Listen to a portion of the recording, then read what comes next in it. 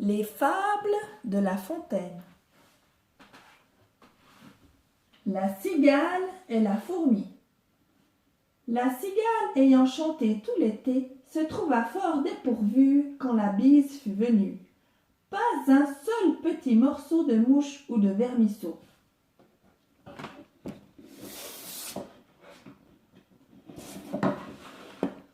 Elle alla crier famine chez la fourmi sa voisine, la priant de lui prêter quelques grains pour subsister jusqu'à la saison nouvelle. « Je vous payerai, lui dit-elle, avant doute, foi d'animal.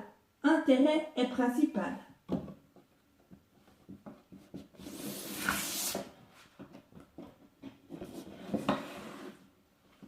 La fourmi n'est pas prêteuse, c'est là son moindre défaut. « Que faisiez-vous au temps chaud ?» dit-elle à cette emprunteuse. « Nuit et jour, à tout venant, je chantais, ne vous déplaise. Vous chantiez, j'en suis fort aise. Eh bien, dansez maintenant. »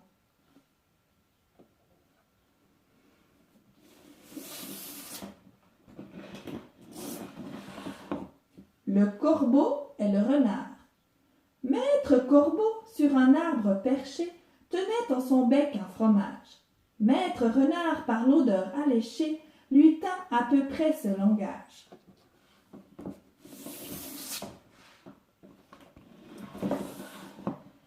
« Eh, bonjour, monsieur du Corbeau, que vous êtes joli, que vous me semblez beau. Sans mentir, si votre ramage se rapporte à votre plumage, vous êtes le phénix des hôtes de ces bois. » À ces mots, le corbeau ne se sent pas de joie, et pour montrer sa belle voix, il ouvre un large bec et laisse tomber sa proie.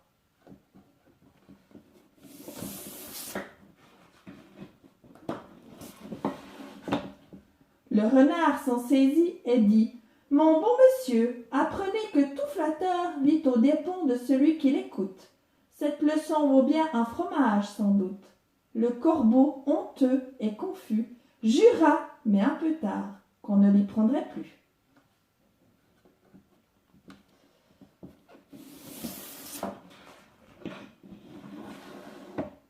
Le lièvre et la tortue. Rien ne sert de courir, il faut partir à point. Le lièvre et la tortue en sont un témoignage. Gageons, dit celle-ci, que vous n'atteindrez point sitôt que moi ce but. Sitôt? Êtes-vous sage? Repartit l'animal léger. Ma commère, il vous faut purger avec 4 grains d'hellebore. Sage ou non, je parie encore. Ainsi fut fait, et de tous deux, on mit près du but les enjeux. Savoir quoi, ce n'est pas l'affaire, ni de quel juge l'on convainc.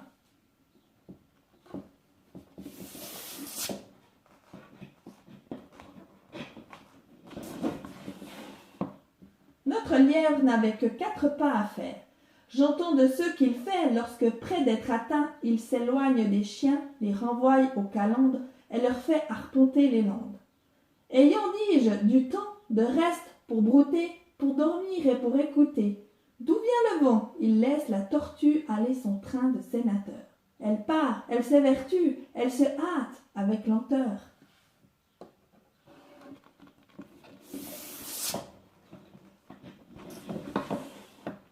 Lui, cependant, méprise une telle victoire. Tiens, la gageure a peu de gloire, croit qu'il y va de son honneur de partir tard. Il broute, il se repose, il s'amuse à toute autre chose qu'à la gageure. À la fin, quand il vit que l'autre touchait presque au bout de la carrière, il partit comme un trait. Mais les élans qu'il fit furent vains. La tortue arriva la première.